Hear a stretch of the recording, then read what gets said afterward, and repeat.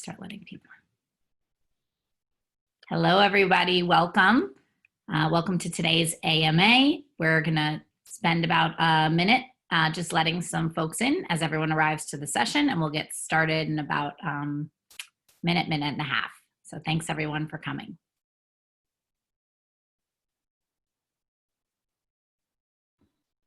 Sebastian, that is a great look. Representing.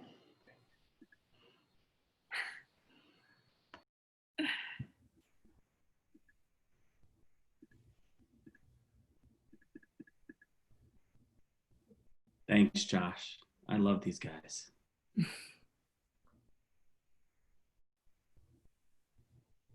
Okay, some more people coming in.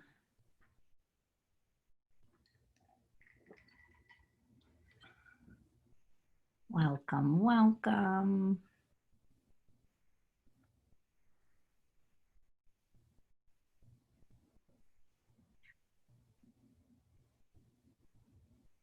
Okay, we'll give it another 30 seconds or so as more people come in, and then we'll go ahead and kick off.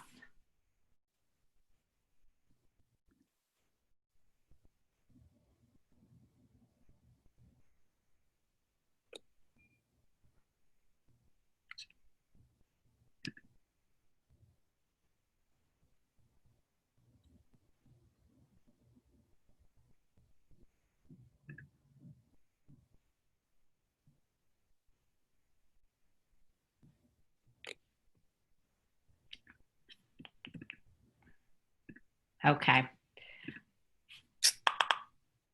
All right, we're going to go ahead and get started. So, welcome everybody. Thank you guys so much for joining us today. As a reminder, we are doing this every Tuesday and Thursday, and we started this AMA series because we wanted to bring the industry and thought leaders and team members together during this unprecedented time for sports and for the world. And we really are doing this to push forward a conversation on how we all can adapt, survive, and ultimately thrive and lead during this time. And so every Tuesday and Thursday, we're going to continue to bring innovators and founders and thought leaders from all different industry and outside of our own industry, different sectors, to foster a conversation that we all feel we can benefit from. So before we get started, we have an amazing session today with team members from the DRL. But we are going to have a few rules of engagement so that you can understand exactly how this AMA is going to work. So I'm going to share a few rules of how we're going to host this AMA. So let me share my screen for a moment. Okay. So how it works. You should be on mute. We've got you muted when you come in. Please remain on mute. We can unmute you if we feel the need to, so that we can hear our guests and our moderator. We're going to keep everybody on mute. If you'd like to ask questions, we ask you to do so through the chat window. I'll show you how to do that. This session is being recorded. We'll go ahead and send out a copy of this session to everyone following today's AMA. And it's an Ask Me Anything, so nothing's off the table. Feel free to ask anything that comes to mind about the industry, personal leadership, whatever on your mind. So in order to ask a question, please take a look down in your Zoom. You'll see the chat icon down below. Click on that. It's going to pop up a little chat window down at the bottom right of the chat window. You can see where you can type your message. You can select to send your question to everyone. That's all the participants will be able to view your question. Or if you'd like to send something privately directly to myself or Josh, you can select us as well in that box. And then you'll see your question posted up for everyone to see and answer. So with that, I am going to introduce now our hosts and our guest. So moderating and hosting today is Josh Walker. He is the co-founder and president of the Sports Innovation Lab, where he leads a roster of over 60 clients in the sports industry on how to create breakthrough fan experiences and prepare their business for the fan of the future, something we call the fluid fan.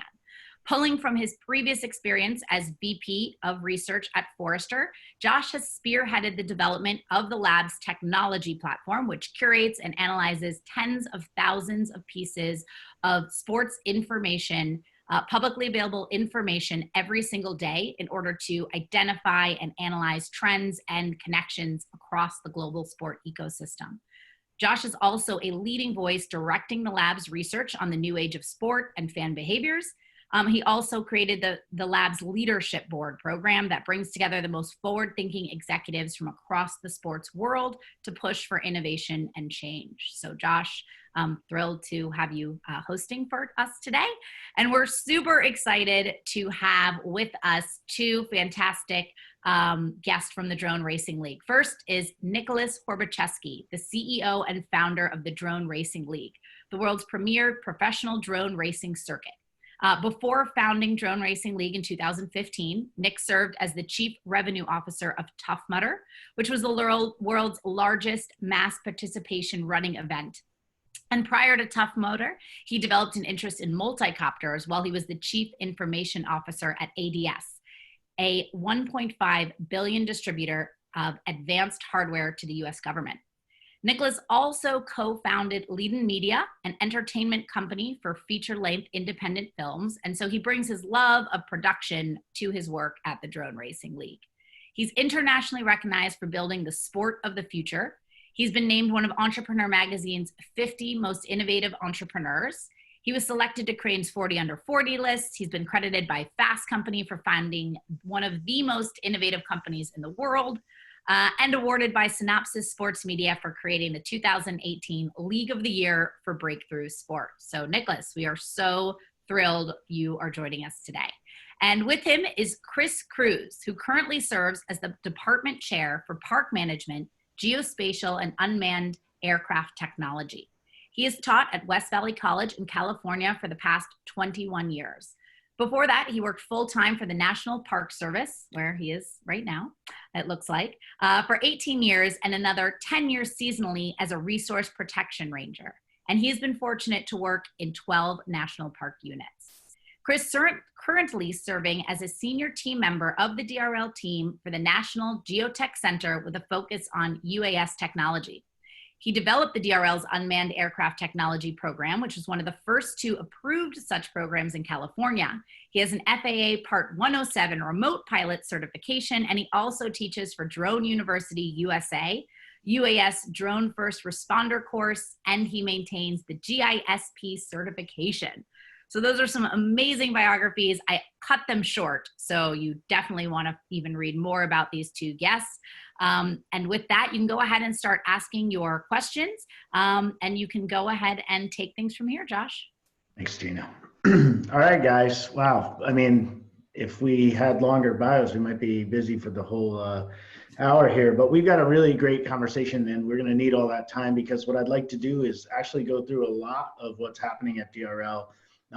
From basically just what's happening with the league, Nick, but you have some really exciting news coming out with the sim trials. We've got this announcement today about FanDuel, and obviously Chris is here to talk about the academy and how that's working in his life.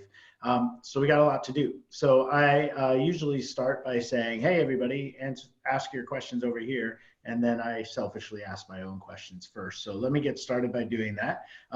And Nick, have you kick off? I think there's a lot of people on the call that are already familiar with the Drone Racing League, but why don't you give everybody a high level as to what you founded, why you created this thing, and what your vision for the DRL is? Sure.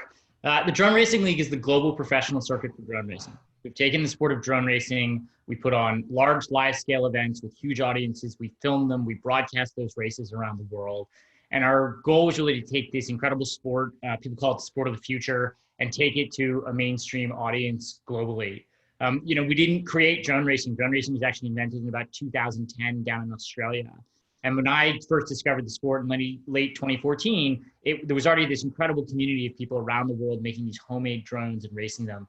And really what we wanted to do is take that awesome sport, high speed, three-dimensional tracks, really unique, and take it to a much broader audience to introduce everybody to drone racing.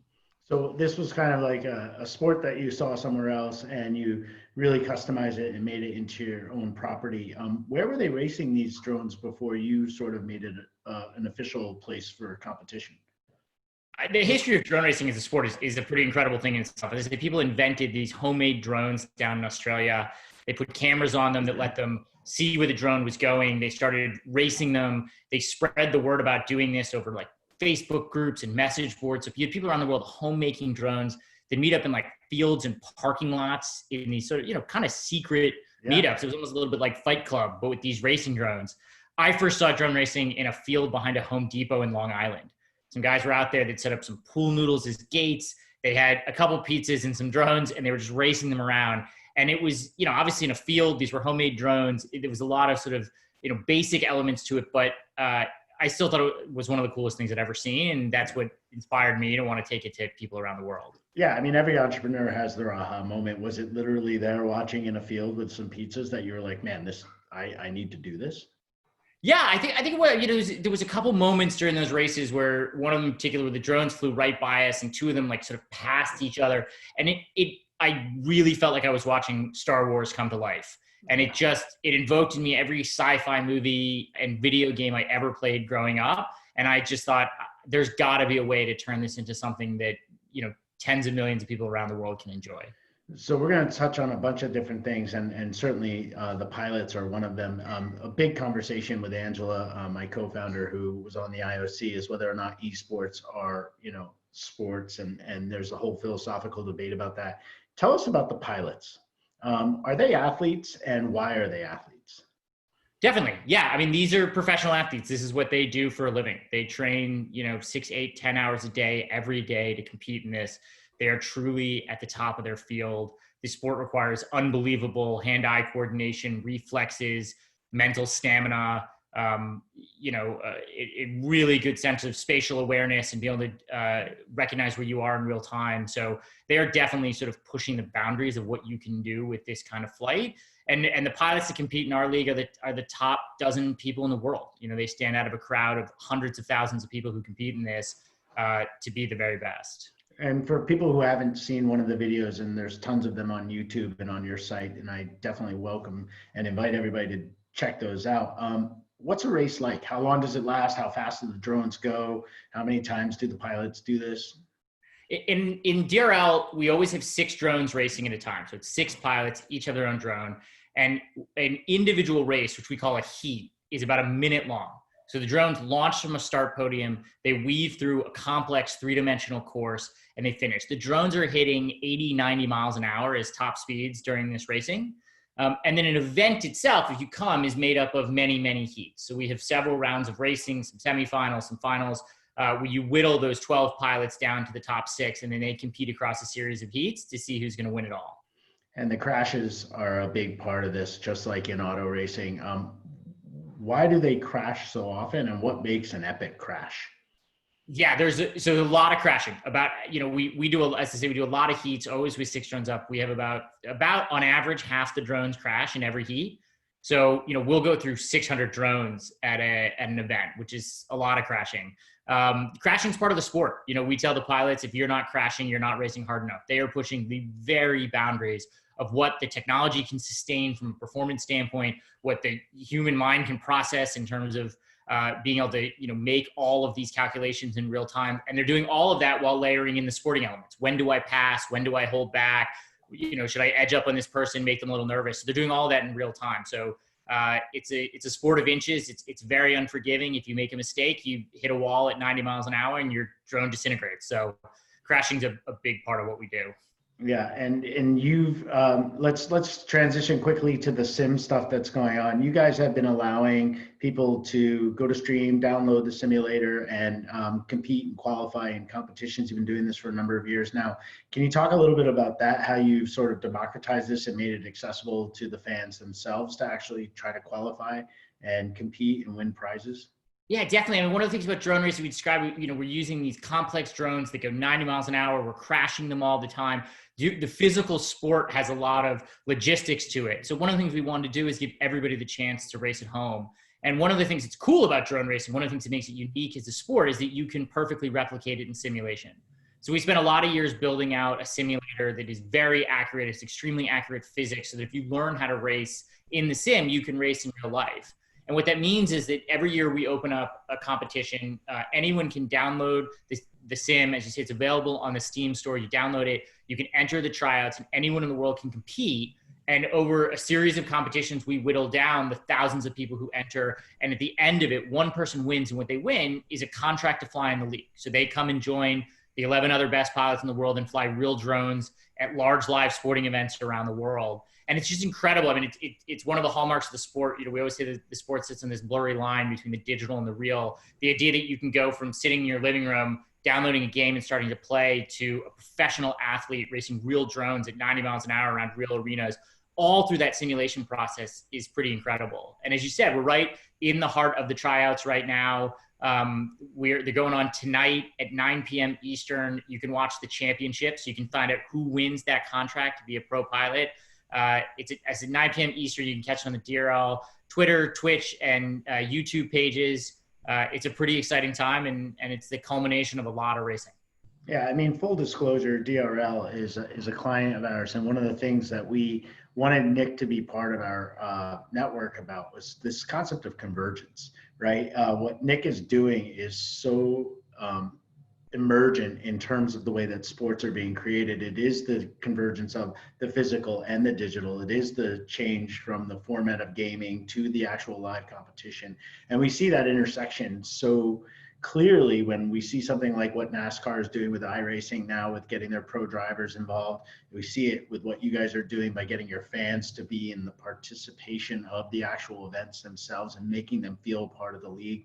But the piece of this that Chris plays into is also the fact that you guys are teaching students how to build these drones, and you're reaching out and giving them that engineering perspective as well. Chris, when you hear Nick talk, is it one of the things that motivates you to, you know, create the next generation of athletes, or are you just doing really cool stuff in your classroom? You know, I think it's a little bit of both, because I've always encouraged them to watch DRL in terms of the class. And now that we have access to the sim and the ability to design our own drones and then actually fly them, it's priceless for the students, because now they have a hands-on capability.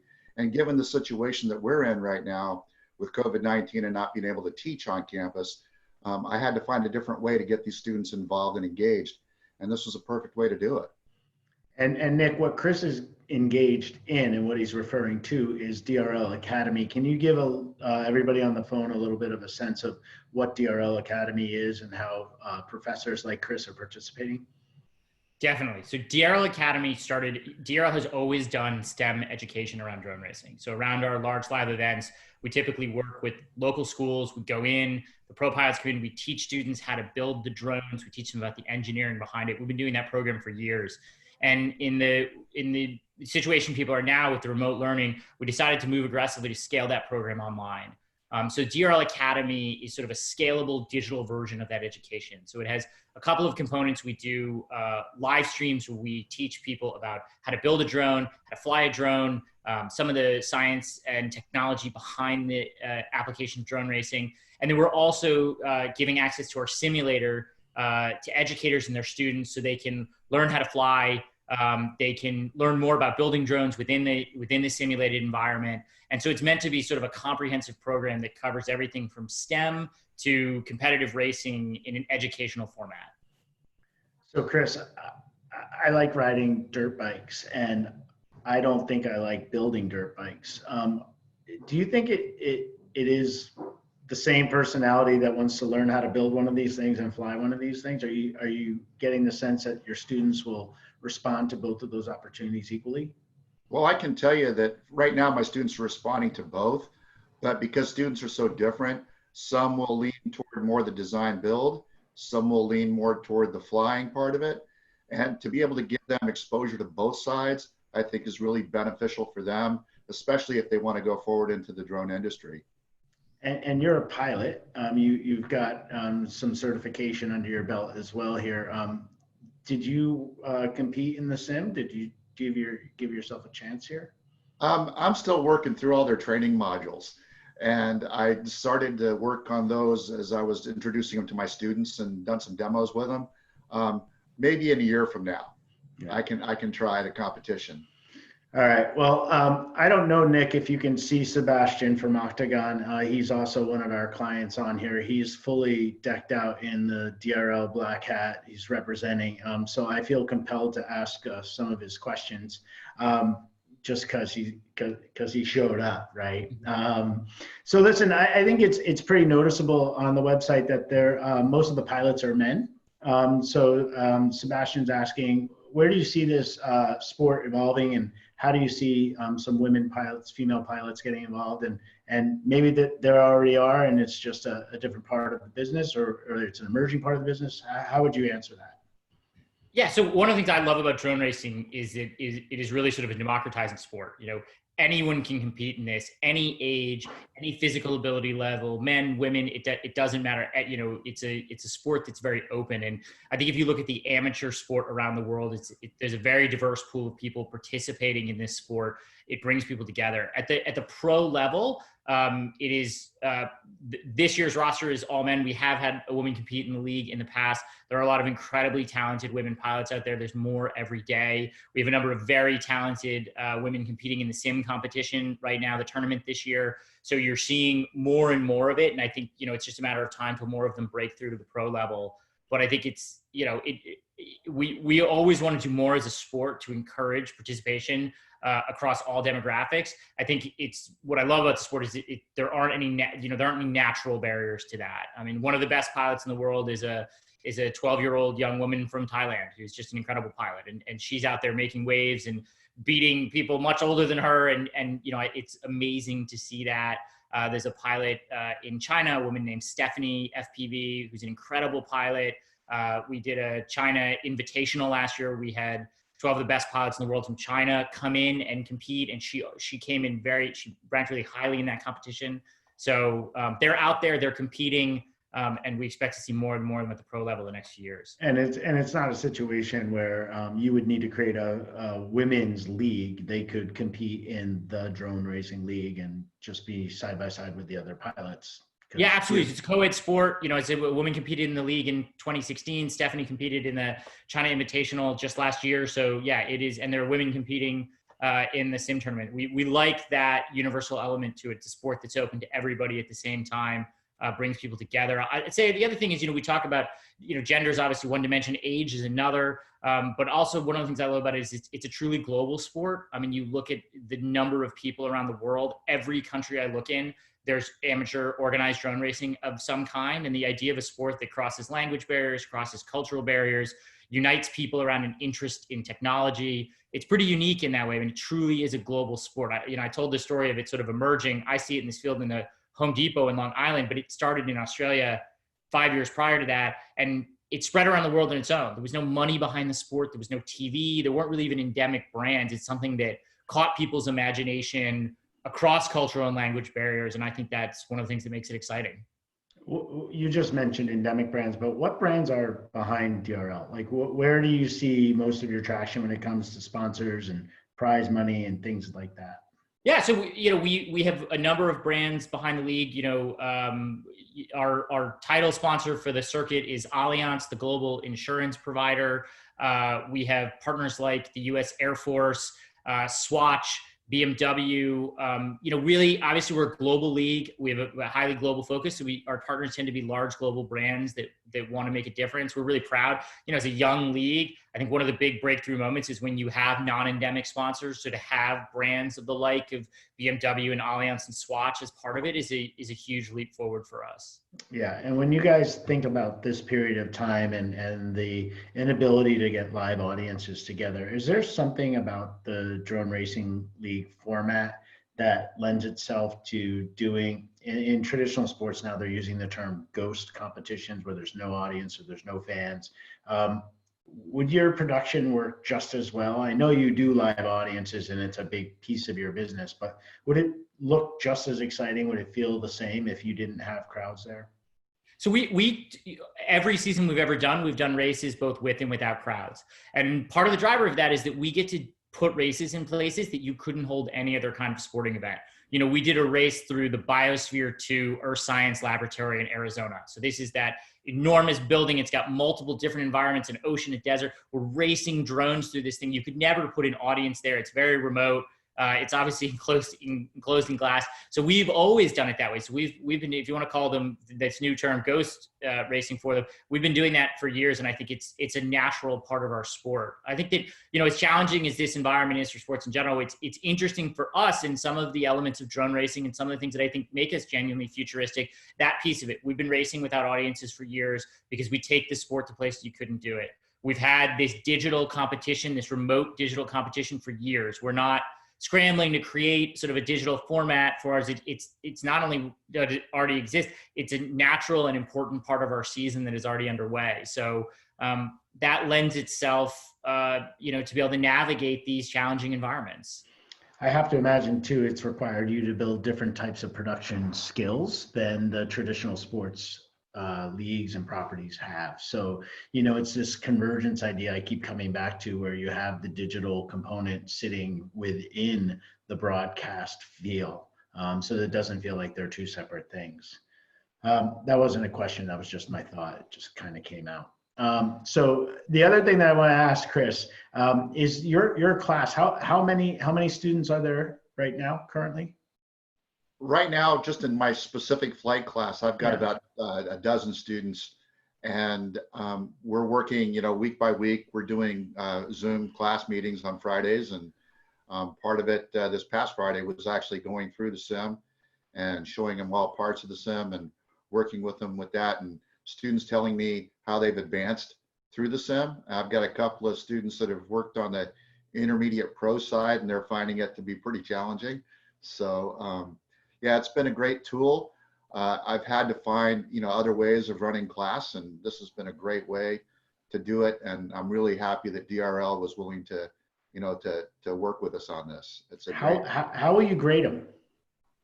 Well, the grading is more on time, the flight time that they get.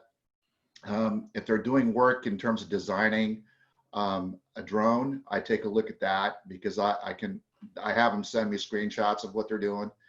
And so can you fly with them in like spectator mode? Can you like kind of see what they're doing? We haven't done it yet, but I think we're going to work up toward doing a race with the group at the end of the semester. Nice. Like that. So they have that multiplayer option within the sim. So I think we're going to work toward that, but we got to get some skills up first. Myself. Yourself included. And Nick, is there any idea that you could like create the DRL NCAA equivalent where you have all these professors competing against each other?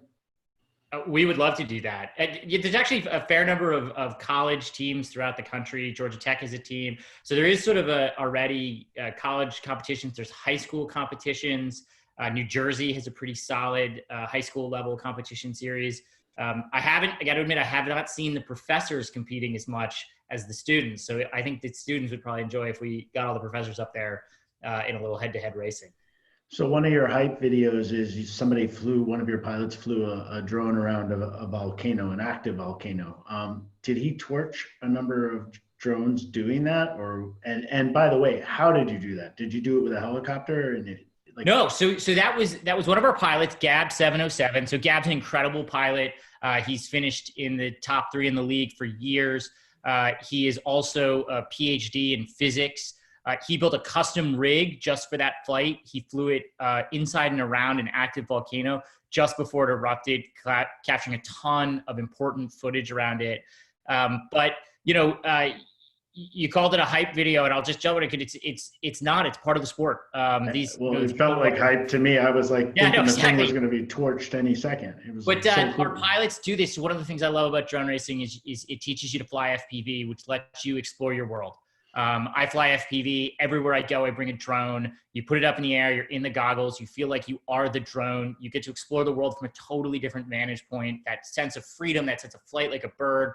And our pilots go out and do incredible stuff. If you go to our YouTube channel or follow us on any social, you'll see videos of them flying over mountains, flying into volcanoes, flying through abandoned buildings, flying through forests. They really take these drones and they put them in the most amazing environments, and it creates incredible content, very compelling content.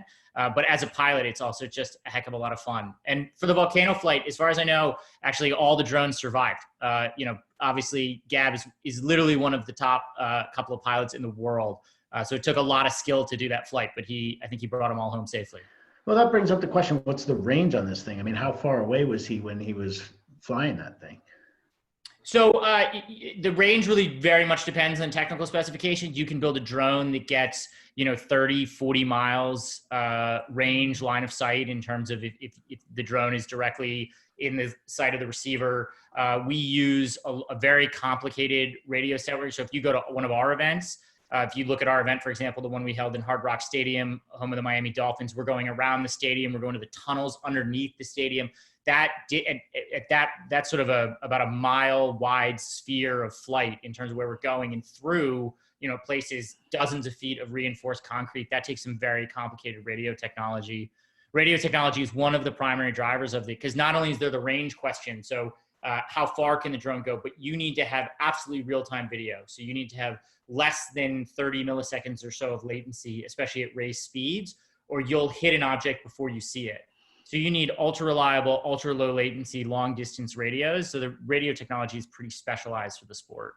All right. I think both of you have been talking long enough to scare our audience. So I thought it'd be time for them to do a poll.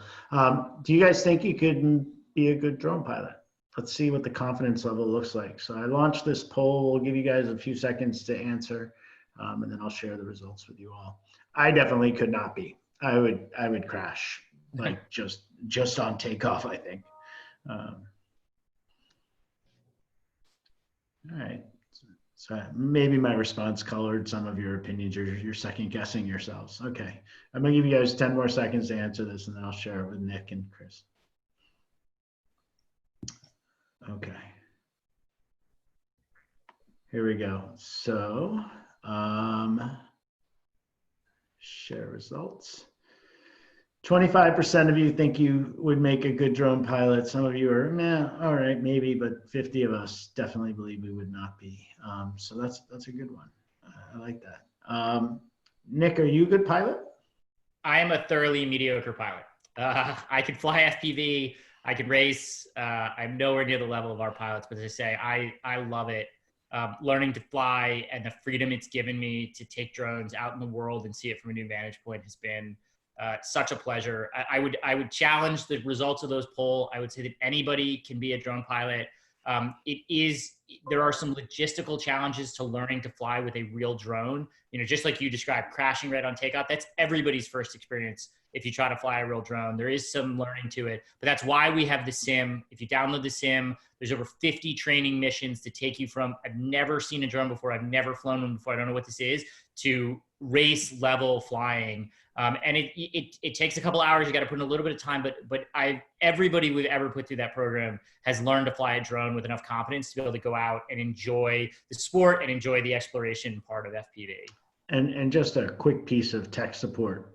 Is it totally possible to do that on a laptop, or do you need a gaming console kind of level computer to download the sim? No, I play on my laptop. You can definitely play on a laptop. The only technical requirement, you need a computer that can run the sim, and then you need any two joystick controller that you can link up to your computer. So there's gaming pads. You can use an Xbox controller, a PlayStation controller. You can just Bluetooth them to your computer. If you have a drone controller, most of them plug in via USB. So you can really use any two joystick controller to learn to fly and to go through that tutorial. All right, man. Well, I think I'm gonna have to give it a shot. Okay, so Chris did double duty. He's not only an expert guest for us, but he's also asking questions. So Chris wants to know, is this gonna be a future Olympic sport? I hope so. There's been talk about it. The FPV drone racing was selected for the World Games in Birmingham coming up in 2 years. That is one of the stepping stones towards an Olympic sport. I think there's a lot of roads to becoming an Olympic sport, and that's complicated. I think the fact it's being included in competitions like that is a really good step. I think it should be an Olympic sport. Would be excited to see it included. And it's making progress. And I think, the Olympics, like every other organization, is thinking about, what defines a sport, how they're going to do it. Obviously, the big elephant in the room is esports, and what are they going to do about esports, and what's that going to open up? But it certainly makes for thrilling competition. I think it's global. It has a lot of the hallmarks you need to be an Olympic sport. Well, I do want to get to the FanDuel piece of this conversation, but before we do that, there's a really good question about your role as a digital native sport and what lessons can traditional sports learn from DRL in terms of engaging fans and using technology?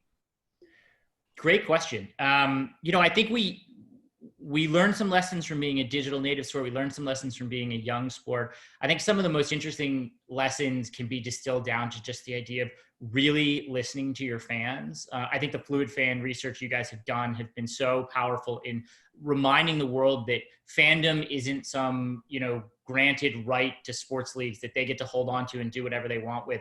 Fans' expectations are changing. Fans' desires are changing.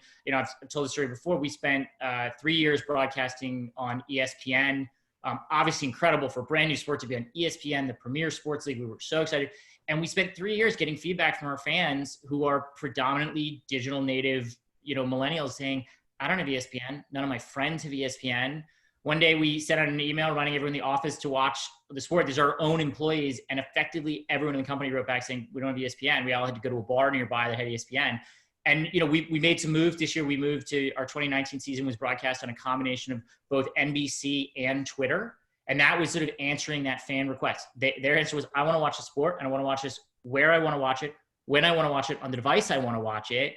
And that's a change. I think similarly, this sort of digital real element, we have a lot of traditional sports come to us. I don't know, you get the sim competition, you get this real life sport, you really got to separate them. And for our fans, they like that blurriness, right? They like that our real life events, we recreate the tracks from our real life events. We put them on the sim. You can play them. It all sort of blurs together. Yeah. And so I have to think you're right about that. Yeah. I just think that that's a knee-jerk reaction of the way things are and not the way they will be. I think the beauty of what you're building is that they do all blend together. And that's another question here, Nick, which is like, in this period of time, again, you see a lot of pro athletes on TikTok trying to engage their fans, stay relevant, continue the conversation. They're on Twitter and Instagram, etc. Do you have any initiatives? Do you have any outreach to celebrities, athletes from other professional sports that are drone pilots or have leaned into your community? Sure. Trevor Tell me. Oh, Trevor Bauer, the bomb. Love that. Trevor Bauer, unbelievable pitcher, very good drone pilot. If you follow Trevor's career, he actually had to sit out a game because he cut his hand because he was fixing his drone. We did a fun video with Trevor in the past. He's great. It expands beyond athletes. Deadmau5, the DJ, is a great drone pilot. He once challenged one of our engineers on a head-to-head battle in the sim and just spontaneous competition. Deadmau5 versus an engineer. With the mouse on, not with the mouse. No, without the mouse on. And then Will Smith did a video learning to fly FPV. It's a sport. It's very accessible. It's really fun. It's technology enabled. So we find across the spectrum, media, entertainment, music, sports, there's people out there that are pilots. I love it. Another reason to love Trevor, Molly. She's a big fan of Trevor.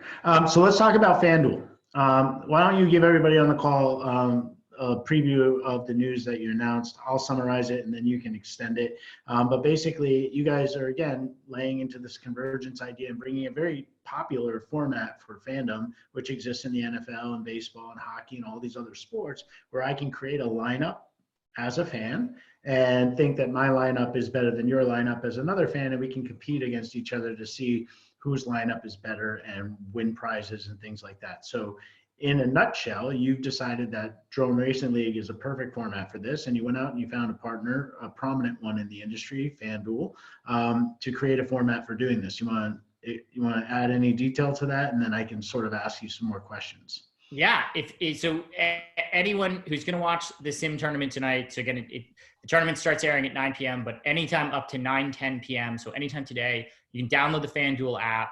You can find the Drone Racing League sim competition. You can go through all the pilots that are competing tonight, and you can pick your roster of who you think is going to win this thing. And it's How fun. do I scout them? How do I scout them? Do you have data on them? Like, how do I know? Do you have like is there a digital baseball card I can flip around? Yeah, there's some stats in there, and then you can also sort of go back and on our channels, we're re-airing some of the previous races, so you can actually see them compete. And you can pick your fantasy lineup, and I think it really lends itself to it. Like the sport is, multiple short track races with similar pilots. So you get this great mixing of the thrill of auto racing, but the sort of short track repetition nature of horse racing, which makes it perfect for this kind of fantasy. FanDuel is an incredible partner, largest daily fantasy sport platform in the world. Having them reach out, include drone racing in their program to give our fans another form of engagement is a natural fit. And we hope this is just the beginning of what we can do with those. I always tell a story of sort of people sometimes say, well, what do you think of drone racing and gambling or fantasy sports? How does this all fit together? And I always tell a story. The first time we ever held a race that we invited anyone from the outside. So we had some invited guests that are in 2015, a race down at Dolphin Stadium in Miami. And I had two invited guests there, and they watched the first race. And as soon as it finished, one of them turned to the other one and was like, I'll give you $5 on the blue drone. And the guy was like, absolutely. And I was like, I know where this sport is going. It is irresistible to try to predict the winner of the next heat. We've done it in stadium. We have an app. If at our Phoenix event last year, 4,200 people there. Every heat, you could pick who you thought was going to win. You won points for doing it. It's natural. So tonight on FanDuel, you can go in, you can pick it. You win prize money inside of FanDuel. It's a very cool partnership. It'll give fans something else to do. Another reason to root for certain pilots. So we encourage everyone to go in. It's super fast. You pick your 3 winners and then cheer for them tonight. So I picked my 3 winners. I'm not creating a team that I'm going to follow through the season. This is daily fantasy. It happens when you're running your events. It's not the season long content. Yeah. So this is the culmination. So tonight is the final event of the sim tryout. So you're sort of picking this is almost like picking the winner in the championship of the season. It's sort of the championship of the sim events. But when you think about where your league is headed in 3 to 5 years, is there a season-long fantasy model? Is there like a cup that everybody's working toward? Is there some sort of competition like that for the fans to participate in? Absolutely. I think this is just the beginning. We've gone through different stages of incorporating this type of gameplay into our sport. In 2017 in London, we had live betting on the event.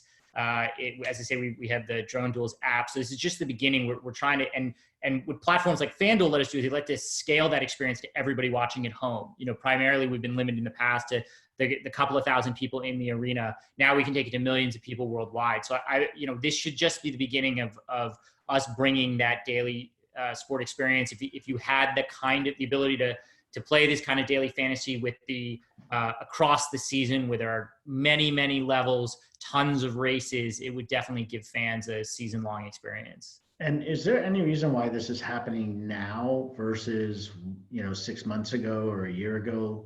Did you have conversations with these providers, the DraftKings, the FanDuels, the MGMs of the world, and it just didn't go anywhere? Or is there just this is the right time and the right place? We've had conversations with folks for years. As I say, the first time I saw people betting on drone racing was at the first ever event that we let people in. So we knew this was coming. We've been talking about it. I think there's an element of now is a great time. Obviously, our sim tournament is fresh, exciting sports content. It's airing tonight in a time when there isn't a lot of sports content out there. So I think we're really trying to lean in and give fans the most robust experience possible. We're in a bit of a different place from the world of sports right now. So I think that adds a lot. We've seen it, we were airing our 2019 season in China in February, sort of in the height of their lockdown period.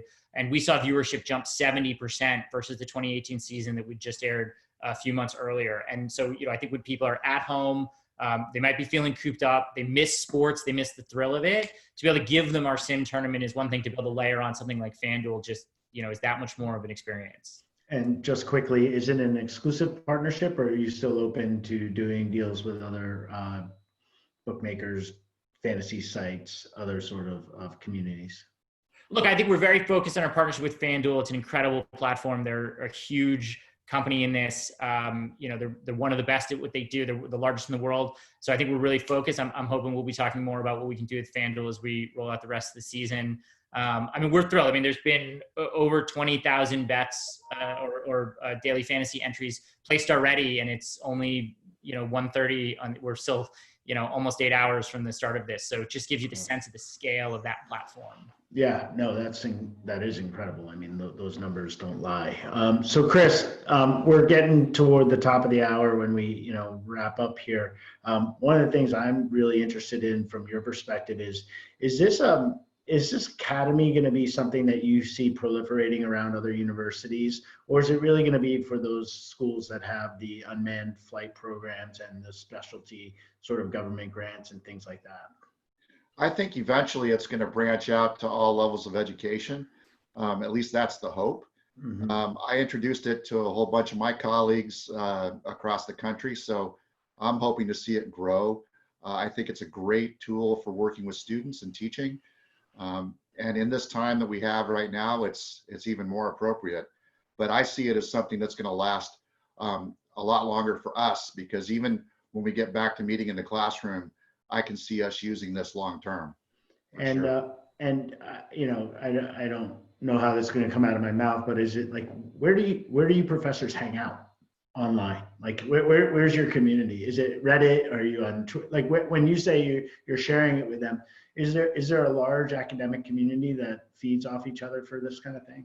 Absolutely. So I'm part of the National Geotech Center. It's a National Science Foundation funded project, and we have outreach all across the United States through all community colleges and universities. So we have a pretty big platform to speak to. So I see that as a really cool opportunity, not only for educators, but for DRL as well. And Nick, not to bounce around, but that's how AMAs go. My team has been following what you do very closely, and they are very familiar with your Swatchgate. We talk about it often in customer engagements about how cool it is. With the new FanDuel partnership, our own Jack Barlow wants to know, are we going to see a section of your race course maybe be designed specifically to make it a little bit more challenging now that you have FanDuel in the mix? Interesting question. I don't know that we would, maybe, I think one of the things that fly to a dollar sign or something like that. Yeah. Weaving through daily fantasy sport events. We try to push the pilots every year. One of the hallmarks of our sport is that it's never the same twice. Every championship of every season, we introduce something the pilots have never seen before. In 2017, we put in a power loop. We have vertical gates. So we are constantly pushing what they can do. It's fun. I say about half the drones crash in every race, but we almost calibrate the difficulty of the courses to that level. So and that means that every year we need to step up how hard this gets, because the pilots just get better and better and better. So I think you'll see our sport continuing to get, the courses to get more challenging and the pilots to continue to have to step up to even be able to get half the drones through on average. I love it. You're literally moving the goalposts on them. Chris, we're going to wrap up, but I wanted to let you add anything before we do that. And then I'm going to ask Nick one last question. Anything you want to see Nick do with the program? You got him right here. You put him on the spot. No, I just think just keep supporting what we're doing. I think educators are looking for other resources, and I think what you guys are doing is phenomenal, and I really appreciate it. And I know I can speak for my other colleagues as well. All right, but we want to see you competing next year, Chris. All right. I'm going to put my money on your drone. Okay, I'll have to practice some. All right, fair enough. And Nick, I'll do the same with you. I appreciate you taking time out of a very hectic day, and obviously a very trying time for all of us. But one of the things that we admire about the property that you're building is this sense of convergence. I touched on it a few times during this call. Not only are we pointing to things like what you're doing and what NASCAR is doing with iRacing and how 2K and the NBA are starting to merge more in sort of the fan experience, but we're definitely trying to push all of the traditional sports leagues to build skills within their organizations that are a little bit different than what perhaps they've hired for or developed over the years. We've struggled to name what those skills are. Right? They're not just digital skills. They're not just social skills. What would you say, you have in your organization, when you look around, how would you describe that hybrid that understands traditional sports, digital sports, and really brings those things together? Ooh, it's a challenge to put a name on it. I mean, I definitely think just for one thing that really matters to us is I think traditional sports occasionally really resist this concept of being both sports and entertainment. And I think that's something we fully embrace and we're not afraid of. I think when, sports in 2015, when I started DRL, I would talk to sports executives. And there was this clear feeling that sports competed against sports. And they were starting to go through this really gut-wrenching process of trying to understand, what does esports mean for them? Why are people spending so much time on it?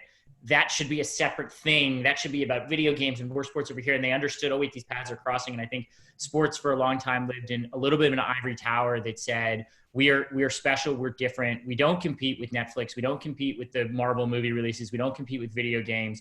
And all of those things have sort of crept in to pull away people's times. And I think, one thing that I think we do well as an organization, I think it's a huge credit to our operations and our media team that put this together, is we ask ourselves the question, how do you make the sports very entertaining, right? How do you understand that you need to compete with this? We talk about the idea that when someone walks into our event, our live event, we want them to feel like it's a video game brought to real life.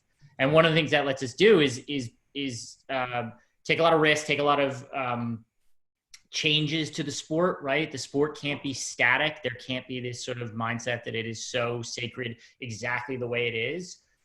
We change the rules a little bit every season. We change the format a little bit every season to strive for that. And so I think, a lot of this just comes down, it's what I talked about before with what channel you're on, how your fans want to watch it, how entertaining your sports is. So many of these different things is about listening to the fan. And I think you guys have pioneered a lot of this research, this idea that the fan is taking power back. The fan is voting with their eyeballs and voting with their feet for what they want to engage with. And leagues have to be responsive to that. I think that turning around and saying, no, you have to be our fan because we're the sport that you're a fan of, this generation feels a lot more choice. They don't feel like they got to root for the Red Sox because they grew up in Boston. They might root for a player, and that player might go to LA, and suddenly they're rooting for LA. And that willingness to migrate creates a new challenge to sports that we're trying to lean into. I see other leagues leaning into it, starting to, but I think what you guys are doing is a great job pushing all the leagues to say, hey, wait a minute, you've got to accept this reality, and you've got to change what you're doing to be sort of as fan responsive as possible. Yeah, I think your answer is very clear in the sense of the philosophy you use to coach, train, and develop your people, mm-hmm. right? That is very clear from the way you talk. What I'm driving at, and I'm going to be very selfish because I rarely have you locked on my screen for a while, and I want to use your brain, is who do you hire? Because in the backlash of this environment, when we come back and sports is coming back, Sports Innovation Lab is going to push really hard on you guys need to rethink your organization. You need to bring in new talent. You need to bring in people that have these hybrid skills that don't just think about silos, esports over here and traditional sports over here. So my thinking for you, or my question for you, is who do you hire? Who's open to developing those skills, or where do they come from? What other industries do you draw from? Well, I think one thing for us is the original team, the background team, a lot of us came over from Tough Mudder, where I was. That is a participatory sport. And I think bringing in a number of people who come from a participatory background, we have a mix of people that came from professional sports and a mix of participatory sports. I think participatory sports live and die by listening to their fans and their participants, right? And you have to be incredible. If you're a Tough Mudder, you need 10,000 people to show up to a field. And if you start telling people, no, this is the way it is, right away that if you're hitting the mark with them or not. And I think that has helped us a lot, that we bring a little bit of a participatory mindset. I think the sim tournament helps us a lot too. We go out in the world and we invite everyone in the world to participate in our sport in a way that actually, this would be like if the NFL held a draft and anyone in the world could, or a combine, anyone in the world could show up and try out. That would be a very democratizing experience for them in terms of people showing up. So I think that helps a lot. And, we hire people who love sports, but also love other forms of entertainment. And they think about them on the same plane. And I think that helps a lot. because it forces you to ask that question, what do I love about this? Why am I tuning back in week after week? And how do we evolve the product to make sure that we're being responsive to that? I'm glad I asked the question twice. I love that answer. Thank you so much. And Chris, thanks for joining us as well.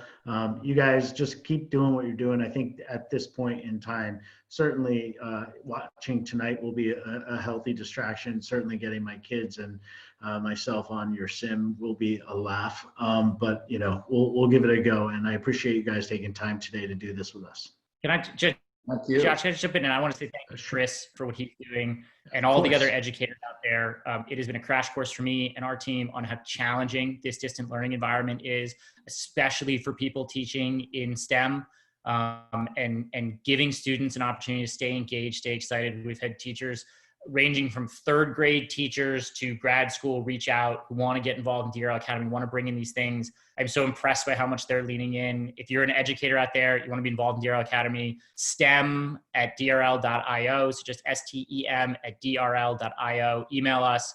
We'll get you linked into the program. We'll get you the resources we need. It's a ton of work. And we appreciate what those educators are doing because they are working incredibly hard to make sure their students keep learning, stay engaged, stay entertained.